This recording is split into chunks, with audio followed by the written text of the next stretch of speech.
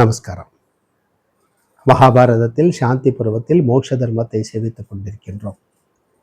இன்று நாம் சேவிக்கும் இந்த அத்தியாயத்தில் வியாசர் வைராகியமே மோட்ச சாதனம் என்பதை சுகருக்கு எடுத்து சொல்லியதுதான் சேவிக்கின்றோம். கந்தங்களையாவது ரசங்களையாவது சுகத்தையாவது அனுசரிக்கவும் கூடாது, அதை மறுக்கவும் கூடாது. மானம், கீர்த்தி, யசஸ் இவைகளை விரும்பவும் கூடாது. அதுதான் வித்வானாய் இருக்கிற பிராமணனுடைய ஆச்சாரம்.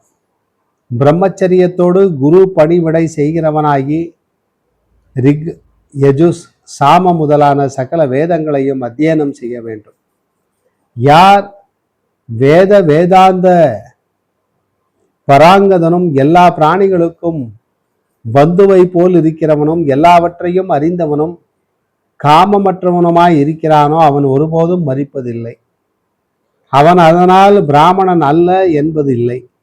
பலவிதமான இஷ்டிகளையும் போதுமான தட்சிணைகளையும் யாகங்களையும் செய்து ஞானமில்லாத விஷயத்தில் பிராமணியத்தை அடைவதில்லை. இவன் பயத்தை அடையாமலும் இவனிடத்திலிருந்தும் ஒரு பிராணியும் பயமடையாமலும் இவன் வெறுப்பு அற்றவனாகவும் இருந்தால் பிரம்மத்தை அடைகின்றான். சகலமான பிராணிகளிடத்திலும் கர்மாவினாலும் வாக்கினாலும் மனத்தினாலும் பாவ செய்கை செய்யாத போது பிரம்மத்தை அடைகின்றான். இது காமத்தினால் உண்டான பந்தனமே ஒழிய வேறு பந்தனம் அல்ல. காமபந்தத்திலிருந்து விடுபட்டவன் பிரம்மாவிற்கு உரியவனாகின்றான். புகை நிறமுள்ள மேகத்திலிருந்து விடுபட்ட சந்திரன் போல காமத்திலிருந்து விடுபட்ட தீரன் ரஜோகுணம் இல்லாமல் காலத்தை எதிர்பார்த்து தைரியத்துடன் இருக்கின்றான். ஜலமானது எங்கும் நிறைந்ததும் அசையாத நிலைமை உள்ளதுமான சமுத்திரத்தை அடைவது போல யாரிடத்தில் சகல கர்மங்களும் அடங்குகின்றனவோ அவன் மோட்சத்தை அடைகின்றான். கர்மங்களை விரும்புகிறவன் மோட்சத்தை அடைவது இல்லை. கர்மம் அடங்கினவன் விருப்பங்கள் நிரம்பினவனாக இருக்கின்றான். கர்மத்தில் பற்றுதல் உள்ளவன் அப்படி இருப்பதில்லை. அந்த தேகியானவன் காமத்தால் ஸ்வர்க்கத்தை அடைகின்றான். வேதத்தினுடைய இரகசிய சத்தியம், சத்தியனுடைய இரகசியம் அடக்கம், அடக்கத்தின் இரகசியம் தானம், தானத்தின் இரகசியம் தவம், தவத்தின் இரகசியம் சந்நியாசம், சந்நியாசத்தின் இரகசியம் சுகம், சுகத்தின் இரகசியம் சகுண பிரம்ம பாவம், அதன் ரகசியம் நிர்குண பிரம்ம பாவம்.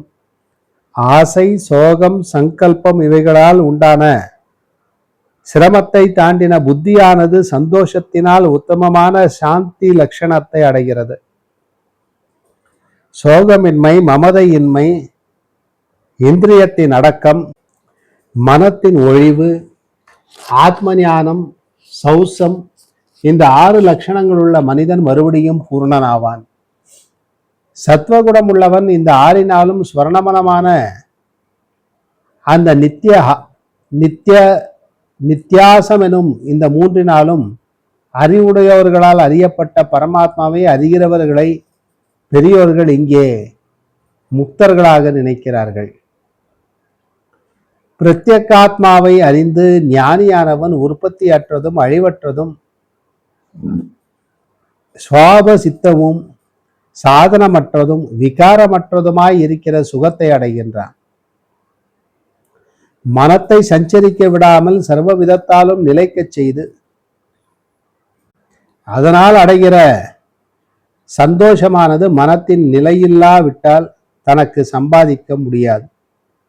எந்த பிரம்மத்தினால் புஜியாதவனும் திருப்தி அடைகின்றானோ, எதனால் திரவியம் இல்லாதவனும் திருப்தி அடைகின்றானோ, எதனால் சரீரத்தில் பசையற்றவனும் பலத்தை அடைகிறானோ அந்த பிரம்மத்தை அறிந்தவனே வேதத்தை அறிந்தவன்.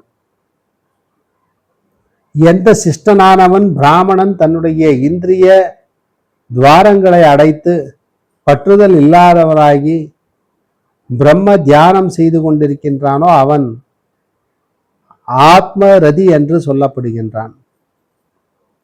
பரதத்துவத்தில் சமாதி உள்ளவனும் காமமற்றவனும் நிலை பெற்றவனுமாய் இருக்கிறவனை சந்திரமண்டலம் போல மென்மேலும் விருத்தி அடைகிற சுகமானது அடைகிறது. 5 பூதங்களின் தன்மாத்திரையும் சத்வ முதலான குணங்களையும் விட்டவனான முனிக்கு சூரியனால் இருள் நீங்குவது போல சுகத்தினால் துக்கமானது நீங்கி விடுகிறது. கர்மாவை தாண்டினவனும் சத்வாதி குணங்களின் ஷயத்தை தாண்டினவனும் விஷயங்களால் சம்பந்திக்கப்படாதவனுமான பிராமணனை ஜரா மரணங்கள் அடைவது இல்லை. அவன் எல்லாவற்றிலிருந்தும் விடுபட்டு சமநிலையில் இருக்கிற பொழுது சரீரத்தில் இருந்து கொண்டே இந்திரியங்களையும் விஷயங்களையும் அதிகிரமித்து கொண்டிருக்கின்றான்.